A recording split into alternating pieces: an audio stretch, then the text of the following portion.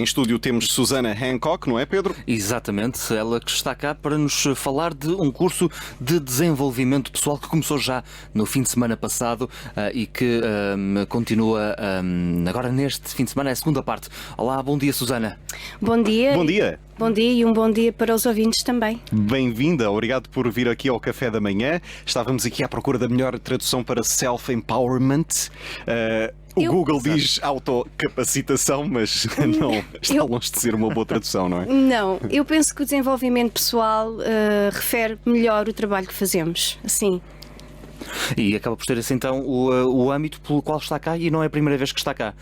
Só revelar aqui aos nossos ouvintes, começamos exatamente na hora prevista, mas aqui a TDM tem as suas particularidades de estar espalhada pelo território. A Susana acabou por ir parar ao edifício sede, digamos assim, não é? Foi difícil encontrar aqui o local, não é? O Google enviou-me para a televisão. Pois, para a TDM. E só quando cheguei ao edifício é que me indicaram a rádio. Exato. Pois não fica bem aqui, não é? Sim. Mas chegou, isso é que é importante, está aqui. E já tinha passado por cá também, não é? A conversa Já. com outro colega. Eu penso que há um ano e meio, tive uma entrevista. E como é que nesse ano, desta última passagem foi também para um curso de desenvolvimento pessoal? Foi, exatamente, que iniciámos na Escola Portuguesa de Macau, o IPM. Nós temos dois tipos de cursos, que é um curso para jovens, os jovens que estão, portanto, a terminar o liceu e que já estão a ver a sua postura em relação à faculdade. Portanto, fazemos esse apoio de coaching nessa gap entre a escola e a universidade. E temos o programa mais para adultos, que dá mais ferramentas e apoio na forma como as pessoas podem conduzir melhor a sua própria vida e também as suas carreiras. E até se as pessoas quiserem mudar de carreira ou terem o interesse de iniciarem um negócio, o coaching é muito eficaz. E como é que a Susana começou este negócio e começou esta sua carreira nesta área? Bem, é uma boa pergunta. Isso seria uma longa história. Sim. A sua área de formação é esta? É a minha área de formação, exatamente. Eu venho com 20 anos de experiência a trabalhar nas grandes corporações em Londres, onde eu passei os meus últimos 20 anos da minha vida, em que o meu papel principal era organizar, ser responsável por grandes equipas de trabalho, onde tinha uma grande responsabilidade no treino e no desenvolvimento pessoal e alinhar os empregados com os regulamentos da empresa. Estava no setor dos recursos humanos. Mais dentro do negócio. Eu tinha que gerir o negócio, mas ao mesmo tempo eu era responsável por gerir a minha equipe de trabalho. E isso significa manter a equipa de trabalho, mantê-la motivada, manter as pessoas felizes no seu ambiente de trabalho. Exatamente. E essa é muitas vezes uma das dificuldades de quem lidera uma equipa, que é conhecer muito bem qual é o trabalho, mas conhecer mal o que é liderar uma equipa, a questão dos recursos humanos, não é? Sem dúvida, falaste muito bem, e é assim, a nossa sociedade está a mudar muito rapidamente e aquela postura antiga de o gerente está cá em cima e olha para baixo os empregados já não funciona. E as corporações felizmente aperceberam-se disso e estão a começar a adotar um sistema muito diferente, e é aqui que o coaching começa a ser muito eficaz. E eu, desde o início, eu nunca tive essa postura de olhar as pessoas de cima. Eu tratei as pessoas sempre com igualdade e isso levou-me a criar equipas que mantiveram-se muito estáveis, porque para mim as pessoas para trabalharem comigo têm que se sentir felizes e para conseguirmos ser eficientes no trabalho temos que ser bem tratados. E para mim isso foi um princípio desde o início na minha carreira e que me ajudou a ser bastante sucedida. Claro, por outro lado, exige imenso empenho e dedicação da minha parte, porque é muito mais fácil nós pormos ordens vindas de cima para baixo e virarmos as costas. E quando temos a postura de querermos tratar bem as pessoas e querermos que o ambiente seja saudável, temos que estar presentes. E aí exige muito mais trabalho mental e emocional também. E é aqui que a inteligência emocional começa a ter uma grande prioridade nos ambientes de trabalho. E é isso que eu faço. Já não é só o IQ, também o EQ Não. passa a ser importante e passa a Não. ser um fator determinante, não é? Não, mudou. Mudou esse Agora, paradigma. Já não é só se a pessoa é boa a fazer contas ou se a pessoa consegue responder rápido, não é? Exatamente. O que as empresas agora estão à procura são as pessoas que têm, nós chamamos soft skills. Portanto, é aquele carisma, é a empatia, é as pessoas terem um grande nível de otimismo, serem construtivas. Criar um bom ambiente de trabalho, não é? Exatamente, isso é o mais importante, porque é a única forma que uma empresa consegue manter equipas de trabalho estáveis. E para a equipa evoluir de uma forma estável, tem que manter essa equipe estável, porque a empresa, o crescimento da empresa depende das pessoas, depende do seu interior. Olhando para aquele paradigma daquilo que eram as empresas em Portugal, muito no norte do país, em que havia muitas empresas de têxtil, muitas empresas de calçado também, outras de cortumes, havia muitas dessas fábricas ofereciam aos empregados de certa forma uma creche para as crianças, havia uma oferta, umas cantinas, isto na altura dos anos 70 ou 80 provavelmente. Depois passamos por uma fase em que esse tipo de empresas desapareceu, de certa forma, e agora começamos a ver empresas que oferecem um pouco mais nas condições de trabalho, como piscina dentro do local de trabalho, ou uma mesa de ping-pong, ou os matraquilhos para as pessoas desligarem um pouco, irem ali se distraírem. Como é que se dá esta mudança e isso há alguma semelhança entre estas novas empresas, muitas vezes tecnológicas, não é? Ligadas à tecnologia, a essas empresas mais antigas que estavam ligadas ao têxtil, por exemplo? É assim, eu acho que para nós evoluirmos temos que olhar para trás e irmos buscar o melhor que se fez. Para que possamos também avançar, e sem dúvida é importante esse espírito dentro das empresas, porque ajuda as pessoas a manterem um estado mental e emocional mais estável, e é importante que possamos trazer um certo recriamento dentro da empresa. É importante para que as pessoas também possam reduzir o nível de stress, o nível de agitação, e que possam trabalhar com mais eficiência. Bom, nós entretanto aqui fugimos um bocadinho também daquilo que estávamos a falar no início, que é a Susana estava em Londres, não é? No Reino Unido, a trabalhar com empresas, fez isso durante 20 anos e depois como é que foi então esse ponto de viragem? Bem, eu criei uma carreira muito estável e financeiramente fui muito bem sucedida, juntei bastante dinheiro, mas chegou uma altura em que senti que não estava a ter tempo nenhum para mim. E eu sempre que ia para casa sentia-me tão cansada fisicamente e mentalmente que eu sabia que eu não ia aguentar por muito mais anos a ter uma carreira assim, e senti que estaria na altura de mudar, e comecei a ter pensamentos que talvez seria a altura de eu ter o meu próprio negócio, e aí senti que não tinha a coragem de o fazer. Faltou-me aquela confiança. Porque é um passo para o incerto, não é? Exatamente. É um emprego estável, um emprego que paga bem. Da segurança para a insegurança, não é? Exatamente. E começou-me a levantar muitas memórias da forma como eu fui educada em Portugal, onde eu vivi. Portanto, eu nasci numa família muito pobre e desde muito cedo tive que ser adulta. Não tive a oportunidade de ser a criança que desejaria ter sido. Saí de Portugal já com 22 anos e foi aí que a minha vida se alterou completamente, porque trabalhei muito e trabalhei bem, mas o facto de ter nascido num ambiente em que tive muitos desafios e que assisti à violência doméstica, que é algo normal na nossa cultura, infelizmente, isso deixou-me marcas, e apercebi-me como sendo adulta, como é que essa experiência de criança estava de facto a afetar a minha fase adulta. E então decidi terminar com a carreira. E como já tinha bastante dinheiro, decidi viajar pelo mundo, e aí dediquei-me a mim mesma.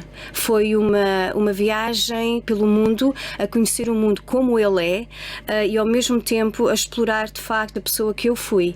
Quando dizes como ele é contraponto com o mundo que a gente vê na televisão, por exemplo? Sim. Estarmos sentados no sofá, a ver Sim. imagens da Amazónia, disto, daquilo. Exatamente. Mas estar lá nos sítios é diferente. É muito diferente, e adaptarmos ao meio ambiente que é um extremo e que sai da nossa zona de conforto, exige de alguma forma um desenvolvimento enorme. É como esticarmos os nossos limites, não é? Aquilo que sentíamos que não éramos capazes, de repente entramos num ambiente em que estamos a fazer aquilo que seria impossível na nossa cabeça. A relação de nós connosco mesmo torna-se diferente, começamos a conhecer-nos melhor porque nos pomos em provas diferentes também. Sem dúvida. A Susana, quando diz que foi conhecer o mundo, que parte do mundo é que foi conhecer? Foi para as Américas? Veio para a Ásia? Em que orienta-se? Para a África? Em que orientação é que foi? Foi mais a Ásia, portanto eu tive 6 meses na Índia, em que até hoje a zona mais especial que eu conheci foi Ladakh, que é no meio dos Himalaias, porque ainda está muito genuíno a cultura, a tradição, e não tem muita influência estrangeira. E de facto, quem vai a Ladakh sente o poder de como nós podemos ser autossustentáveis e vivermos completamente em paz, em harmonia, fora deste conceito de sociedade moderna, que tem coisas boas, mas também tem muitas coisas que não estão a ser boas para o meio ambiente e para nós mesmos, para a nossa vida. E a Susana sente que há mais pessoas, cada vez mais pessoas insatisfeitas? Sim, claro. As pessoas que me rodeiam, sinto que às vezes a pessoa aparentemente tem tudo, não é? Sim. Tem o companheiro ou a companheira, tem o carro de luxo, tem a casa, mas não é feliz. Exatamente. E porquê? Porque ainda não se conheceu. E porque nós aprendemos na nossa educação moderna, dentro de casa e fora de casa, através das instituições, nós aprendemos a valorizar o nosso carro, aprendemos a valorizar a última máquina de lavar, aprendemos a valorizar os nossos sapatos da Chanel, etc. Pois. Damos muito É mais o material, importância. não é? É o material e não estamos qualificados de maneira alguma para sabermos e explorarmos quem nós somos. E claro que ao mesmo tempo que cria uma grande insatisfação, depressão na nossa cultura em geral é global, mas leva-nos a casos extremos de suicídio que estão a aumentar até nas pessoas mais jovens. E há uma depressão global em que as pessoas sentem-se insatisfeitas e não conseguem perceber porquê. E o porquê é exatamente esse desconhecido, esse meio interior que é completamente desconhecido a nós mesmos. A Susana falava que quando saiu de Londres conseguiu ter uma carreira longa, com muitos frutos, disse que já tinha amealhado bastante. Agora Jorge falava também na questão de muitos amigos que têm o carro de luxo. Quem faz esta mudança são, por norma, pessoas com alguma capacidade financeira, com alguma, de certa forma, independência financeira, ou pessoas com menos dinheiro? Conseguem também fazer isto e sentem essa necessidade? Como é que isso acontece? Pessoas com menos dinheiro também conseguem fazer a mudança. É aqui que temos que nos separar. O coaching, por exemplo, o trabalho que eu faço, ajuda as pessoas a terem um pensamento, uma estrutura de pensamento muito diferente, em que o dinheiro é importante, vem ajudar, mas não é a razão principal. A razão principal é que nós possamos reestruturar a nossa fundação interior e que possamos desenvolver a nossa autoridade interior e o nosso poder pessoal. E é aqui que isto é uma área desconhecida e que as grandes empresas aproveitam-se disso. Porque exploram a falta de autoestima e a falta de confiança nas pessoas. Vamos para usar essa carta, não é? E a Susana então foi para 6 meses para a Índia e foi na Índia que acabou por se interessar um pouco mais por este desenvolvimento pessoal. Quando é que decidiu depois dar o salto para fazer disto a sua profissão, de certa forma? Durante a viagem eu estive em vários países, portanto passei 6 meses também no Camboja, que trabalhei com os xamãs, portanto na selva, onde aprendi a trabalhar mais com as ervas medicinais. E o poder das ervas medicinais para curar a nossa saúde. Depois andei pela Austrália, estive em Bali, estive na Tailândia, na Malásia, e tive também um processo de meditação. Conhecia o Vipassana, que são 10 dias de meditação, 10 dias, 10 horas por dia de meditação, e foi aí que eu de facto tive a oportunidade de mudar a minha vida. O Vipassana é de donação. A pessoa paga se quiser e paga com o que pode. Mas os ensinamentos e o facto de ficarmos 10 horas por dia sentados a refletir sobre nós alterou a minha personalidade e a minha postura, a minha percepção da realidade. Ao final de 18 meses, eu senti-me preparada para voltar a Londres e aqui entrei novamente na área de gerência, como tinha feito anteriormente, porque era fácil e eu conhecia o meio ambiente e tinha os contactos, etc. Mas aí a minha ação foi diferente, porque em paralelo eu comecei a educar-me novamente e comecei a estudar o coaching, o counseling e várias terapias que hoje eu uso na minha prática. E, ou seja, foram quase 3 anos a trabalhar intensivamente e ao mesmo tempo a estudar para que eu pudesse ter as qualificações e iniciar a minha carreira em Londres antes de ter partido. Mas a sua atividade profissional acaba por tocar também áreas como a sociologia, a psicologia. Sim, não é? Sem dúvida. Vai também buscar alguns ensinamentos a essas áreas da ciência? Vem. Por exemplo... Porque claramente há um lado espiritual. Percebe-se que através da sua viagem houve uma abertura espiritual, mas também recorre sociologia, psicologia. Sim, ciência. Eu adoro a ciência e adoro, para mim é muito importante fazer essa imersão da ciência e da espiritualidade. E com o desenvolvimento da sociedade, a gap entre estas duas áreas começa a ser cada vez mais pequena, porque a nossa consciência está-se a alterar, começamos a ter uma percepção muito diferente e começamos a ver a realidade de uma forma muito diferente. É muito interessante ver, por exemplo, desculpe interrompê-la, mas em termos se falarmos de ciência e falarmos, por exemplo, de física, a física de vanguarda, de ponta, as teorias que estão a surgir, às vezes até roçam o budismo e outras. É interessante que há paralelismos. Exato. Se antes houve uma divisão clara de religião para um lado, ciência para o outro, parece que agora, com o avançar dos anos, começam a se estabelecer pontes. Exatamente. Concorda? Concordo perfeitamente. E é assim, como disseste bem, os grandes cientistas estão a começar a ter uma postura muito positiva em relação à espiritualidade, porque eles conseguem perceber que nós próprios temos uma capacidade enorme dentro do nosso cérebro, dentro do nosso coração e dentro dos nossos intestinos. Isto é impressionante. Nós temos Ninguém valoriza os intestinos, mas sim. Já começam a surgir muitos livros a dizer a vida secreta dos intestinos. Exatamente. Nós temos 3 cérebros. Na nossa educação clássica assim. Simplesmente nos ensinam um cérebro, que é, portanto, é o cérebro... Aquilo que pensa, não é? Exato, que está na nossa cabeça, mas temos um cérebro também no coração e outro nos intestinos. E o cérebro, aliás, dos intestinos tem muito mais neurónios do que o nosso cérebro que usamos no pensamento. E as nossas emoções são sentidas e desenvolvidas nos intestinos. Portanto, nós quando dizemos eu vou dizer em inglês, the gut feeling. Gut feeling é no nosso estômago, exato? Os nossos intestinos é um sensor natural magnífico para nos ajudar a compreender a realidade. Se estamos num sítio favorável ou se estamos em perigo, se devemos avançar ou não devemos avançar. E é aqui que se torna muito interessante esta imersão da ciência com a espiritualidade. Mas o mais importante ainda é que esta educação clássica que nos foi dada e que nos moldou é muito precária, é muito limitada. Nós, na realidade, somos muito mais poderosos, muito mais eficientes do que aquilo que alguma vez nos foi explicado na escola e dentro da família. Ou seja, nós connosco mesmo conseguimos fazer mais do que aquilo que estamos conscientes. Mas em que sentido? Como é que isso, de certa forma, se pode materializar?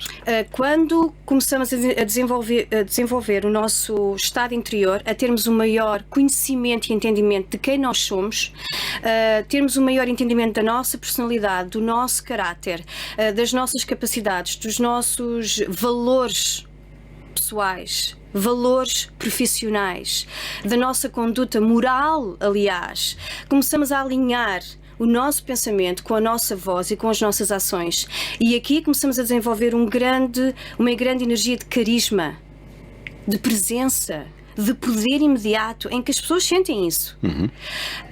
Uma questão de autoconfiança, de certa forma. Sem também. dúvida, a autoestima e a autoconfiança, porque a autoconfiança é muito importante, mas a autoestima vem primeiro, que a autoestima é mais como é que eu me sinto comigo mesma, é aquela experiência de eu me amar, de eu me aceitar como eu sou e de me sentir bem com isso. A autoconfiança vem depois, as nossas conquistas, uma carreira, um casamento, ser excelente numa área, ou seja, são aquelas conquistas exteriores que nos fazem sentir bem, não é?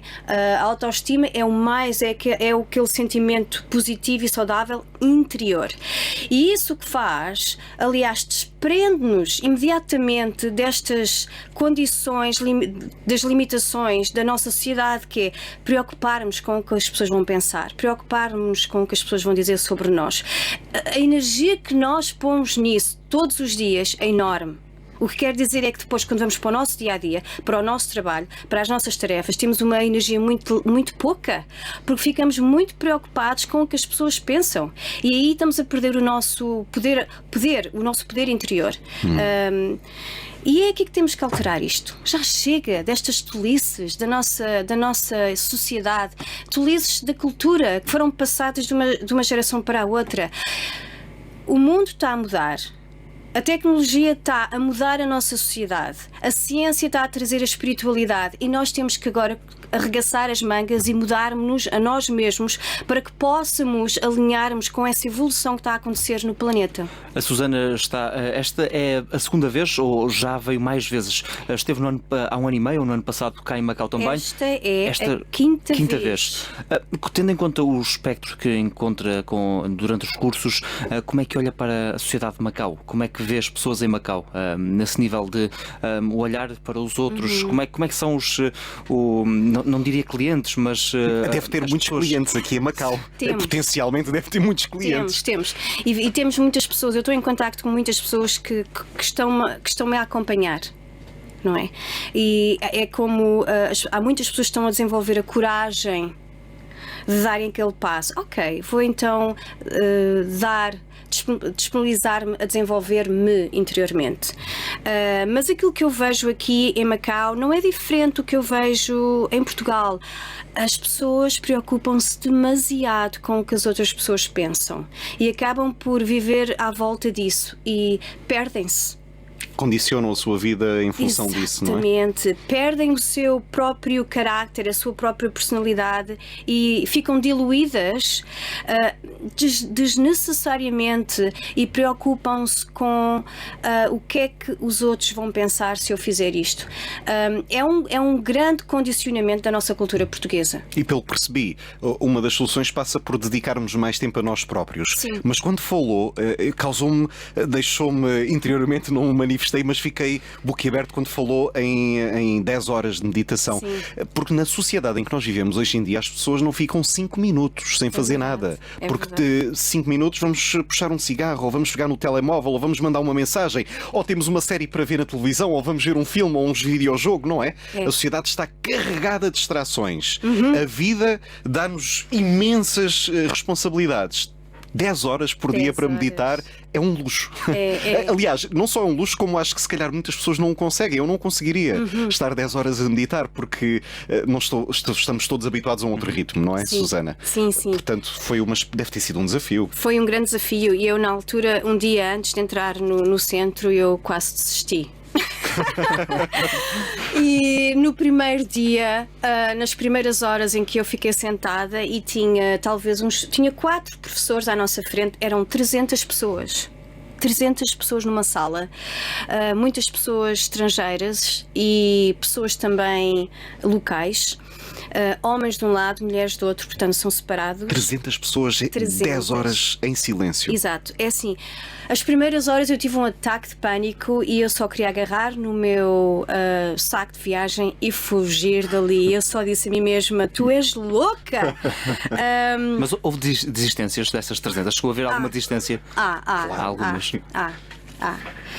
Mas também há os que ficam. Pois, E essa dificuldade interior, no início nós dizemos não consigo fazer isto, é impossível, e começamos a entender todo o contexto espiritual e todo o momento em si mesmo que está ali para que nós possamos ter aquele trabalho interior, começamos a dar valor e a nossa mente começa a mudar.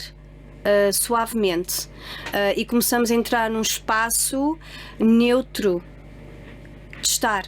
É quase uma maratona, os 42 km, o primeiro quilómetro é o mais difícil. É o arrancar, não é? Exatamente. E ao fim de 10 dias há uma desintoxicação da mente, há uma clareza interior. Há uma paz interior, há um entendimento, começamos a perceber o que somos, o que andamos a fazer, porque é que fazemos. É assim, tudo começa a fazer sentido e começamos a ver o que é que não faz sentido e não vale a pena perder mais o meu tempo ou a minha energia, e as coisas que de facto fazem sentido, em que começamos a ter uma clareza que nos podem levar a uma vida muito mais estável, mais saudável, etc. E falando das pessoas que trabalham consigo, algo que acontece uma vez, 2 vezes, há um acompanhamento ao longo de uma semana, de um mês, de um ano, de anos. Sim. Percebe qual é a relação depois que se estabelece com as pessoas com quem trabalha? Sim, então nós tivemos, por exemplo, neste curso tivemos uma pessoa que voltou e está a ser bastante interessante porque a pessoa que voltou está a partilhar o desenvolvimento não só pessoal como também profissional desde fevereiro, que foi quando esta pessoa fez o curso. E as outras pessoas que vieram pela primeira vez estão a ouvir este depoimento tão positivo e tão construtivo, está a ajudar as pessoas e está a ser uma garantia para estas pessoas que tomaram uma decisão certa. Depois do curso, nós temos um aftercare. É assim que nós chamamos, é um aftercare, é um programa em que ajudamos as pessoas online. Portanto, temos consultas no Skype, que é mais aquele coaching, conversar, ajudar. Se as pessoas estão a ter uma dificuldade ou estão numa fase de transição e estão num dia ou num momento ou entraram numa situação e precisam de ajuda, precisam daquele apoio, então marcamos essa consulta no Skype e estamos com as pessoas. Mas isso requer uma grande disponibilidade emocional da sua parte. Requer, mas é assim, mas esse é o meu trabalho. É o que eu gosto, é o que me inspira e é o que me motiva a estar aqui na nossa sociedade, é trazer a mudança e ajudar as pessoas a encontrarem-se e a serem melhores seres humanos, a serem humanos com sucesso. Daqui a pouco vamos falar também, porque a Susana não está cá sozinha, está cá com o Luke, não é? Sim. E a questão depois também passa pela questão da língua.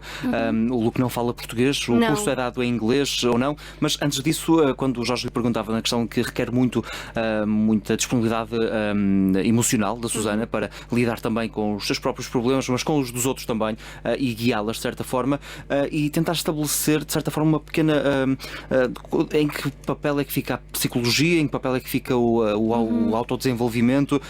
Elas cruzam-se, não se cruzam, são concorrência de um para o outro ou podem viver juntos? Como é que... Podem. São diferentes. A psicologia é mais analisa e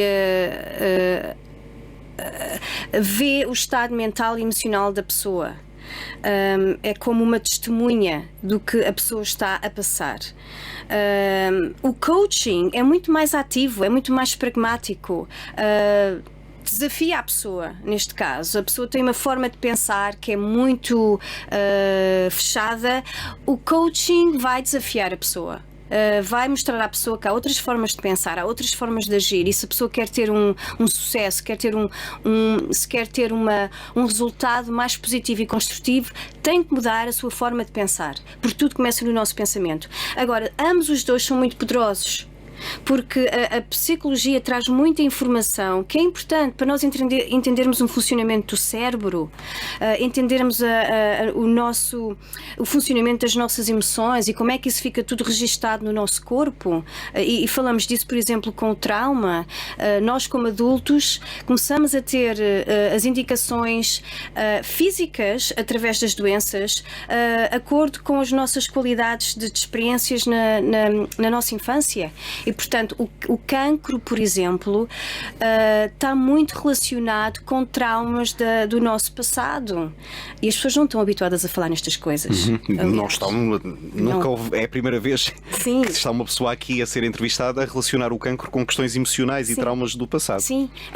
Nós associamos sempre a uma questão física, é uma questão da multiplicação das células, defeituosa, uma mutação. Sim. Nunca associamos Está à certo. questão Familiar emocional, também, não é? Tem. História familiar também relacionada Tem, muitas vezes. tem. Sim, aí estamos a falar de genética. Exatamente. E é claro porque. Mas um trauma não tem nada a ver com genética. Porque o que vai acontecer é que as experiências que nós vamos atravessando ao longo da vida, sejam dentro de casa, na escola e depois, mesmo quando entramos na nossa vida de trabalho, as experiências difíceis vão alterar as nossas células. As células estão a responder ao meio ambiente. É como o cérebro, portanto, na nossa cabeça, no coração e nos intestinos. O cérebro, estes cérebros não sabem o que é mau ou o que é bom. Eles simplesmente respondem e adaptam-se e alteram-se as células e o DNA. É claro que quando temos esta capacidade e conhecimento de percebermos o efeito, o impacto destas experiências em nós, então temos a capacidade de alterar o nosso estilo de vida. Começamos a comer melhor, começamos a comer comida mais saudável, começamos a terminar relações que são tóxicas, começamos a pôr os limites em pessoas que nos abusam e que nos falam de cima para baixo. Aprendemos a desenvolver o nosso espírito, a desenvolver a nossa autoridade interior e o nosso poder pessoal para começarmos a pôr essas marcações daquilo que é tóxico. Não deve estar na nossa vida. Agora, não é fácil, claro que não é fácil. E sucessos? Já teve, com certeza. Muitos. Pessoas que quis ajudar e não conseguiu. Como é que lida com o insucesso? O insucesso, bem, tem que aceitar. É assim, há pessoas que não têm ainda, que não estão naquele estado, não têm a coragem de darem aquele passo. Porque quando dão aquele passo, vão aprender uma nova etapa de vida, em que as coisas que toleravam, talvez não vão tolerar mais. E é preciso ter coragem para isso. Porque muitas vezes cortar relações, às vezes duradouras, que podem ter alguns problemas e cortá-las, e é difícil, não é? Ter essa mudança. Sim. Quem está ainda no início de fazer este passo, olha para os lados e perde muito tempo preocupado ou preocupada com o que as pessoas vão pensar. Eu vou mudar? O que é que as pessoas vão pensar? Como é que as pessoas me vão tratar? Como é que as pessoas vão me aceitar? É esta história que fica a correr dentro da cabeça das pessoas, que impede as pessoas de se conhecerem, de desenvolverem o seu poder. Ficam diluídas neste impasse de medo, de vergonha. A vergonha é uma emoção enorme na nossa sociedade portuguesa. E que impede as pessoas de evoluírem. E as pessoas ficam diluídas. Preferem ser só mais um, em vez de terem o seu próprio carisma, a sua própria força interior e serem forças na sociedade de mudança. Agora, é claro que nós precisamos de parar com esta necessidade de estarmos diluídos. Nós precisamos de pessoas inspiradoras, precisamos de pessoas vencedoras na nossa sociedade, porque o mundo está a mudar. E temos que nos adaptar a essa mudança. E temos também que começar a ser melhores exemplos para a geração mais nova. Eles precisam disso. E olhando agora estamos já com pouco tempo até às 11 da manhã, olhando para o curso que está aqui a acontecer em Macau, na segunda-feira é a segunda sessão e última sessão. A Susana está cá com o Luke.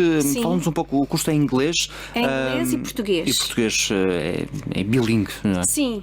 Para pessoas que não se sintam muito confortáveis com o inglês, eu estou lá e falamos em português. E as pessoas, não revelando a identidade das pessoas, como é óbvio, qual é o espectro das pessoas que estão a frequentar este curso?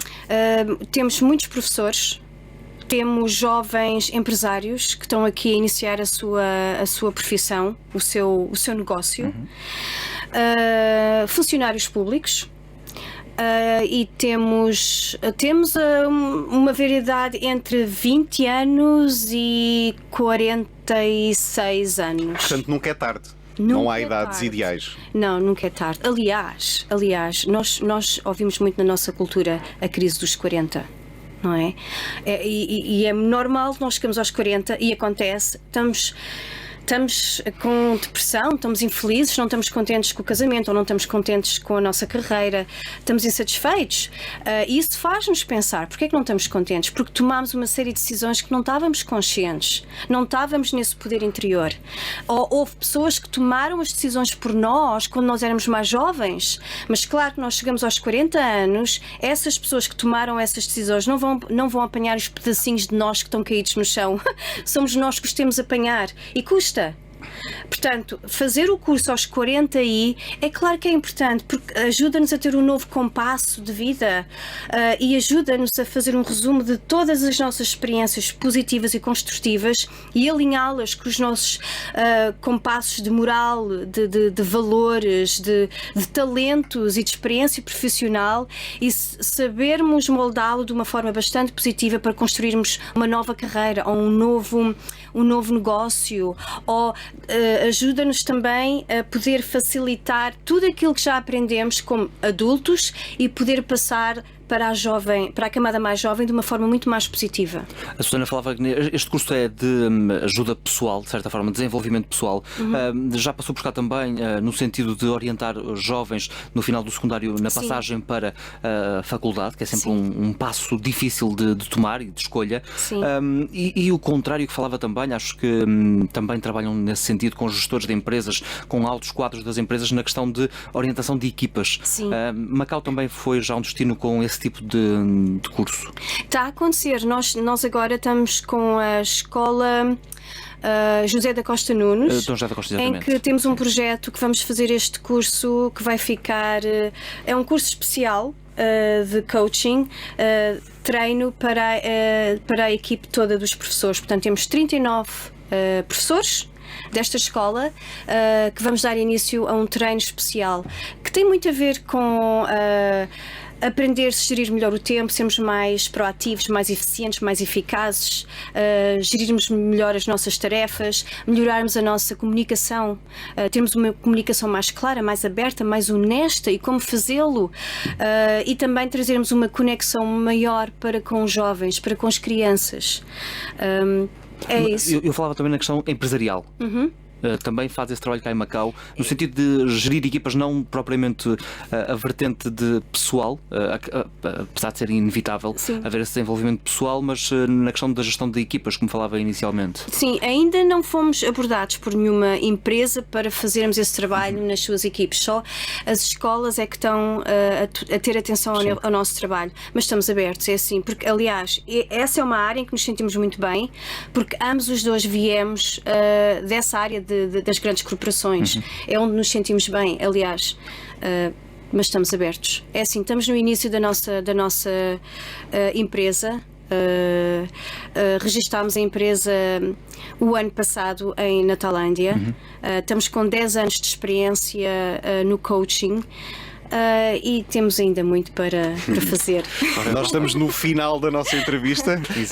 Boa sorte, que corra tudo bem com a sua empresa. Já agora queria lhe perguntar rapidamente, então, e as pessoas que têm excesso de confiança, aquilo que a gente também chama às vezes de basófia, como é que também tem que lidar com isso? Com essas pessoas não lida? Lidamos. Muitas vezes é uma máscara, não? É uma máscara, e é uma grande máscara que vem da educação, que vem da família.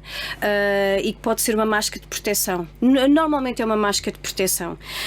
Mas nós abordamos este caso, o caso dos narcisistas, que estão a crescer imenso na nossa sociedade e que não ajudam a ter ambientes de trabalho saudáveis, porque estas pessoas têm uma grande necessidade de tomarem o espaço todo e de acumularem likes nas redes sociais, por exemplo. Exatamente. E ao quererem tanto o espaço e a atenção para eles, acabam por serem abusivos e terem uma falta de empatia, e isto está a acontecer nas várias áreas da nossa sociedade e há que saber lidar com estas pessoas.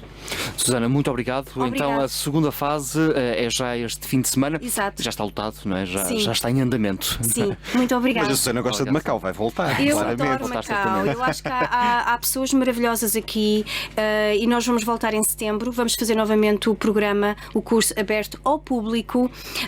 Portanto, fiquem com atenção ao nosso website. Podem nos encontrar no coachingselfempowerment.com e podem ver depois as datas em setembro para o próximo curso de desenvolvimento pessoal em Macau. A acontecer depois também na altura no Dom José da Costa Nunes, não é? Esta é uma Sim, parceria longa exato. para seguir, não é? Sim. Susana, obrigado e boa sorte então para a Muito segunda obrigada. fase.